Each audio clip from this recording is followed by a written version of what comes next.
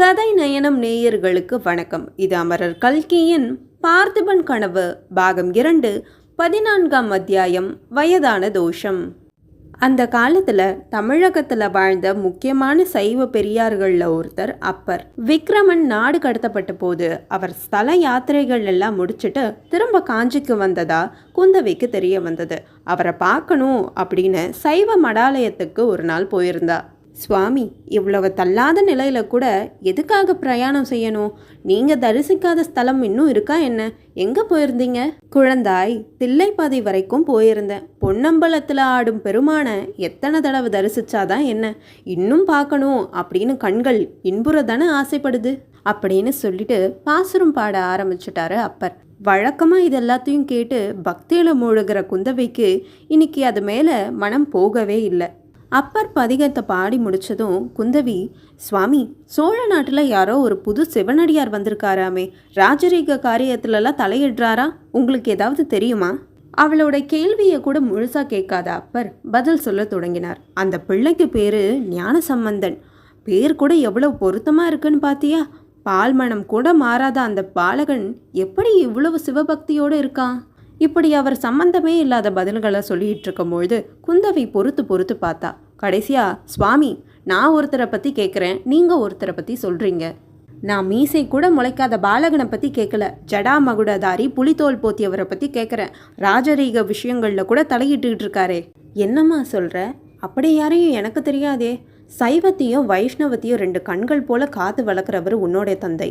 அவருக்கு எதிராக ஒரு ஜடாமகுடதாரி கலகம் செய்கிறானா? அப்படியானா அவன் பாஷாண்ட சமயத்தை சேர்ந்தவனாதான் இருக்கணும். சரி சுவாமி, நான் கிளம்புறேன் அப்படின்னு சொல்லிட்டு பல்லக்கில் ஏறி அரண்மனைக்கு புறப்பட்டா குந்தவி. முதுமை வந்துட்டா எல்லா பெரியவர்களும் இப்படிதான் ஆயிடுவாங்க போல. பேச ஆரம்பிச்சா நிறுத்தாம வளவளன்னு பேசிக்கிட்டே இருக்கிறது. கேட்டதுக்கு மறுமொழி இருக்கா அப்படின்னு கேட்டா கிடையாது. எல்லாம் வயசான தோஷம். அத்தியாயம் 15. கடல் பிரயாணம். இளவரசர் விக்ரமனை ஏற்றிட்டு போன கப்பல் வேகமாக கிழக்கு திசையை நோக்கி செல்ல தொடங்குச்சு.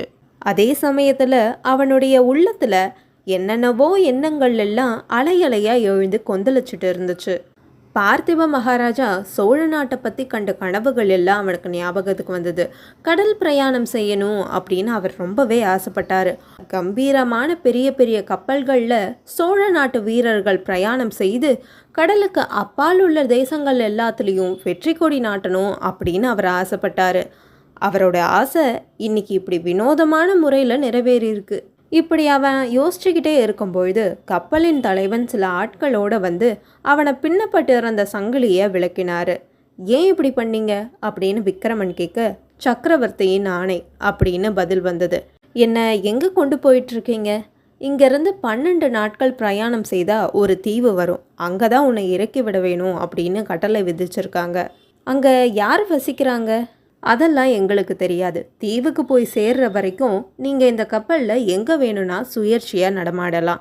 ஆனால் தப்பிக்க மட்டும் முயற்சி செய்யக்கூடாது. ஒரு வேலை செஞ்சால் மறுபடியும் நான் தலையிட வேண்டியதாக இருக்கும் அப்படின்னு கப்பல் தலைவன் சொன்னான். விக்ரமன் கப்பலுக்குள்ளேயே அங்கும் இங்குமா ரொம்ப நேரம் அலைஞ்சிக்கிட்டு இருந்தான். அங்கே இருந்த மாலுமிகள் கிட்ட பேச்சு கொடுத்து பார்த்தான். ஆனால் எந்த பிரயோஜனமும் இல்லை.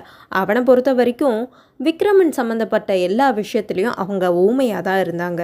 மறுபடியும் அவன் சிந்தனையில் ஆழ்ந்தான். அவனுடைய அம்மாவை பற்றி அவனுக்கு நினைவு வந்தது. அம்மா இந்த நேரத்துக்கு என்ன பண்ணிகிட்டு இருப்பாங்க? என்னை பற்றி என்ன நினச்சிருப்பாங்க? என்னோட எல்லா முயற்சியும் இப்படி வீணாக போச்சேன்னு ஏமாந்து போயிருப்பாங்களா? பல்லவ சக்கரவர்த்தி முன்னாடி நான் வீரமாக பேசியதை நினச்சி பெருமையாக நினச்சிருப்பாங்களா அப்படின்னு அவன் யோசிச்சுக்கிட்டே இருக்கும்பொழுது திடீர்னு சிவனடியாரோட ஞாபகம் வந்தது. கப்பல் கரையில் கப்பல் கிளம்பும் தருணத்தில் அந்த பெரியவர் எங்கேருந்தோ வந்து குதிச்சு தன்னுடைய கரங்களை நீட்டி என்னை ஆசீர்வாதம் செய்தாரே, அவருக்கு தான் என் மேலே எவ்வளவு அன்பு. இப்படி அவன் சிவனடியார் பற்றி யோசிச்சுக்கிட்டு இருக்கும்பொழுதே அவன் மணக்கண் முன்னாடி அந்த பெண்ணின் உருவம் ஞாபகத்துக்கு வந்தது. முதல் நாள் காஞ்சிபுர வீதியில் பார்த்த அந்த பெண் மறுநாள் மாமல்லபுர கடற்கரைக்கு எப்படி வந்து சேர்ந்தா? அவள் யாரா இருக்கும்? அவளுடைய கண்கள் எவ்வளோ நீண்டு படர்ந்து இருந்தது. அந்த கண்களில் கண்ணீர் துளிகளும் இருந்ததே. அதுக்கான காரணம் என்ன? ஒருவேளை என் மேலே இரக்கமாக இருக்குமோ? முன்பெண் தெரியாத ஆள் மேலே எப்படி இரக்கம் வரும்? அப்படி இல்லைன்னா அவ எதுக்கு என்னை பார்க்க அங்கே வரணும்? இப்படி ரொம்ப நேரம் அவளை பற்றியே யோசிச்சுட்டு இருந்த விக்ரமன் முன்பெண் தெரியாத பெண்ணை பற்றி இவ்வளோ நேரம் யோசிச்சுக்கிட்டு இருக்கோமே அப்படின்னு வெக்கப்பட்டான். கொஞ்ச நேரம் வேறு எதையோ யோசிச்சுக்கிட்டு இருந்த விக்ரமன் வானத்தில் அழகான நிலவை பார்த்தான். அதை பார்த்ததும் அந்த பெண்ணோடைய முகம் அவனுக்கு ஞாபகத்துக்கு வந்தது. ஆஹா, என்ன ஒரு அழகான முகம்! அந்த பொன் முகத்தின் மேலே விழுந்திருந்த கூந்தல் எவ்வளவு அழகாக இருந்தது! ஓவியத்திலையும் சிலையிலையும் கூட அத்தகைய திவ்ய சௌந்தரியத்தை பார்க்கவே முடியாது. அவள் யாராக இருக்கும்? இப்படியே 12 நாட்களும் கழிஞ்சது. அடிக்கடி விக்ரமனுக்கு குந்தவி ஞாபகம் வந்துக்கிட்டே தான் இருந்தது. அப்போது தூரத்தில் ஒரு தீவு தெரிஞ்சுது.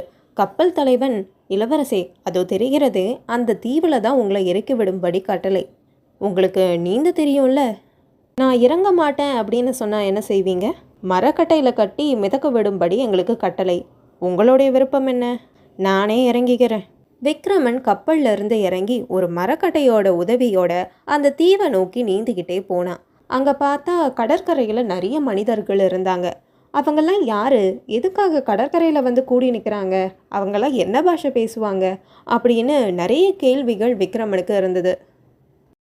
அதுக்கப்புறம் அங்கே என்ன நடந்தது இதெல்லாம் தெரிஞ்சுக்க என்னோட சேனலை சப்ஸ்கிரைப் பண்ணுங்கள்.